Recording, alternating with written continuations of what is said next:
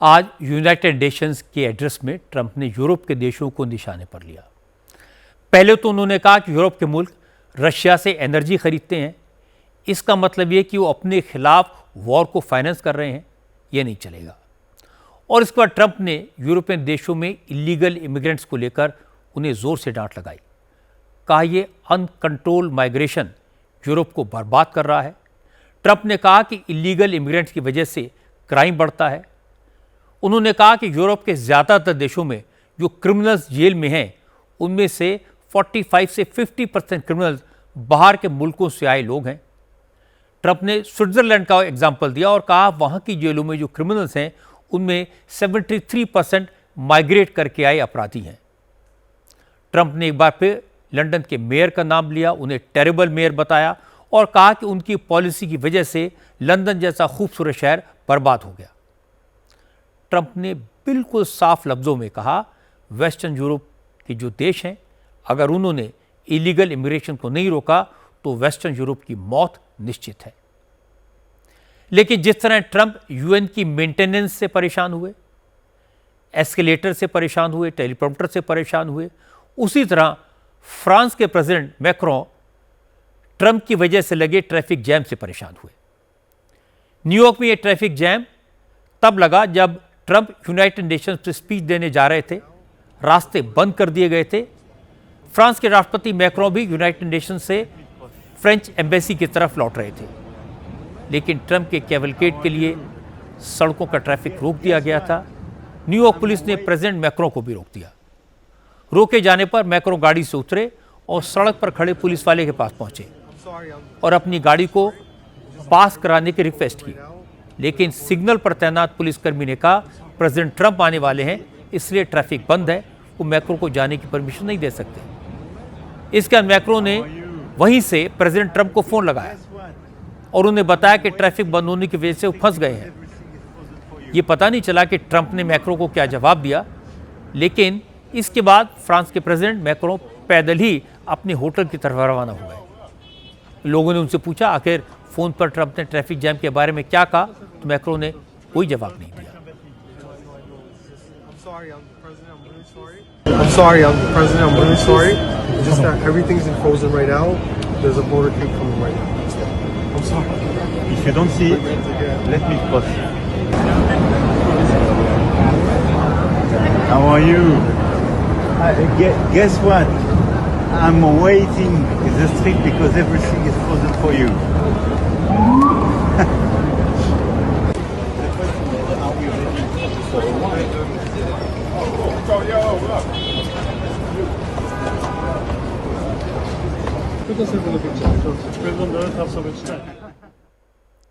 एक बात तो साफ है, मैक्रों ने ट्रंप से बात की, लेकिन ट्रंप ने उनकी रिक्वेस्ट को अनसुना कर दिया, क्योंकि अगर सुनते तो मैक्रों को गाड़ी छोड़कर एम्बेसी तक पैदल न जाना पड़ता। हालांकि प्रेसिडेंट ट्रंप कब क्या कह दें, कब क्या कर दें, कब यू टर्न ले लें, इसका कोई भरोसा नहीं है। आज इसका एक और सबूत सामने आया। कल प्रेसिडेंट ट्रंप ने दावा किया था कि अमेरिका ने ऑटिज्म की वजह पता लगा ली है और इसका इलाज भी खोज लिया है और इसका ऐलान करेंगे। प्रेसिडेंट ट्रंप के ऐलान का पूरी दुनिया इंतजार कर रही थी। दुनिया में ऑटिज्म से पीड़ित करोड़ों बच्चों के परिवारों को उम्मीद जाग गई थी, लेकिन आज ट्रंप ने जो बताया उससे उनके दावों की हवा निकल गई, लोगों की उम्मीदें टूट गई। ट्रंप ने जो दावा किया उस पर भी अमेरिका के साइंटिस्ट और डॉक्टर्स ने भी सवाल उठाए। ट्रंप ने कहा है कि अमेरिका के वैज्ञानिकों ने पता लगाया कि बच्चों में ऑटिज्म या स्पेक्ट्रम डिसऑर्डर की वजह टाइलेनॉल या एसिटामाइनोफेन नाम की दवा है। ये दवा बुखार या सिर दर्द होने पर दी जाती है, जिसको हम आम भाषा में पैरासीटामोल के नाम से जानते हैं। लेकिन ट्रंप ने अपने हेल्थ डिपार्टमेंट की टीम के साथ व्हाइट हाउस में प्रेस कॉन्फ्रेंस में कहा कि जब महिलाएं प्रेगनेंसी के दौरान पैरासीटामोल या टाइलेनॉल लेती हैं तो इससे उनके बच्चों को ऑटिज्म हो जाता है। इसलिए अमेरिका की drug control agency food and drug administration इस बारे में डॉक्टर्स को निर्देश जारी कर रहा है कि वो प्रेग्नेंट महिलाओं को पैरासीटामोल न दें। इससे दिक्कत तो होगी, लेकिन उनके बच्चे ऑटिज्म का शिकार नहीं होंगे। First, effective immediately, the FDA will be notifying physicians that the use of let's see how we say that. Acetaminophen. Is that okay?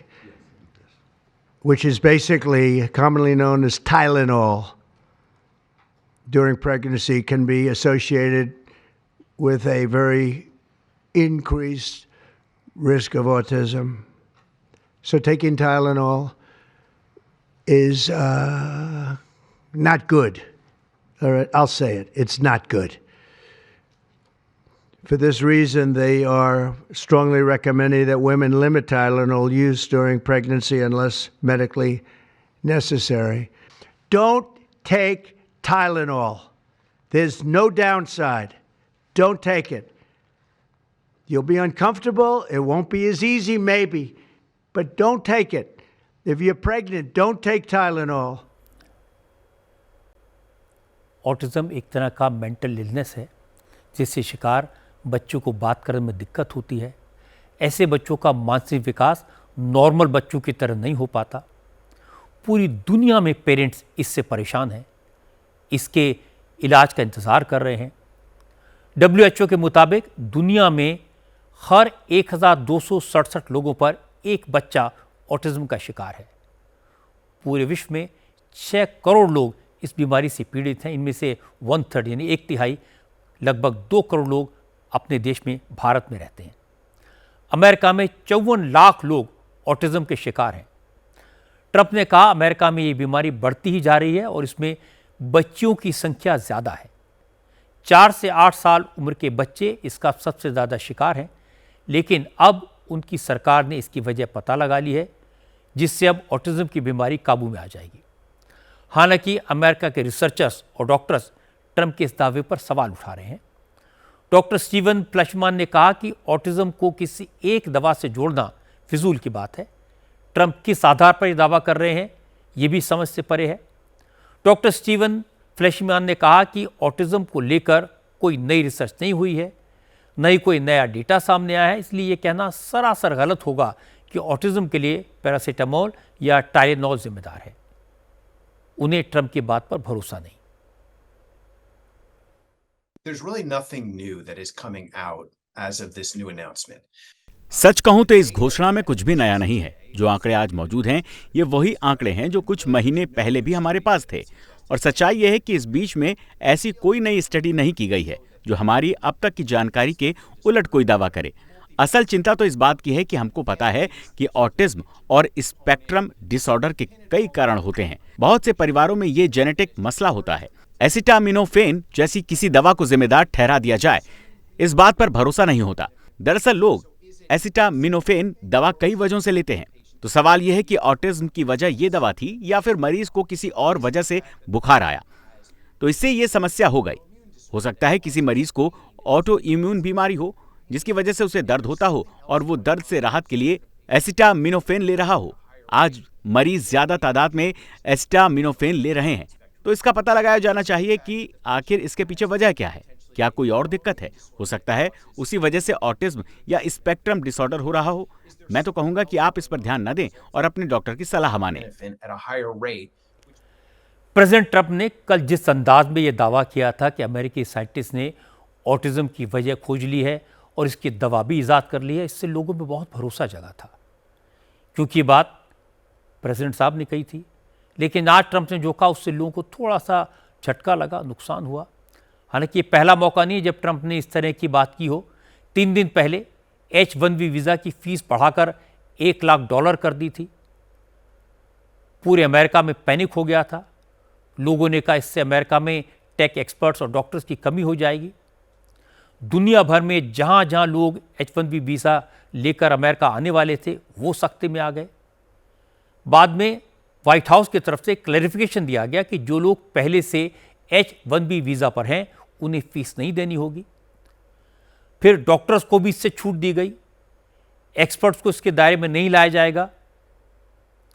असल में इन सारी बातों का जवाब ट्रंप ने खुद दे दिया। उन्होंने कह दिया कि मैं कभी कभी बिना सोचे समझे बोल देता हूं।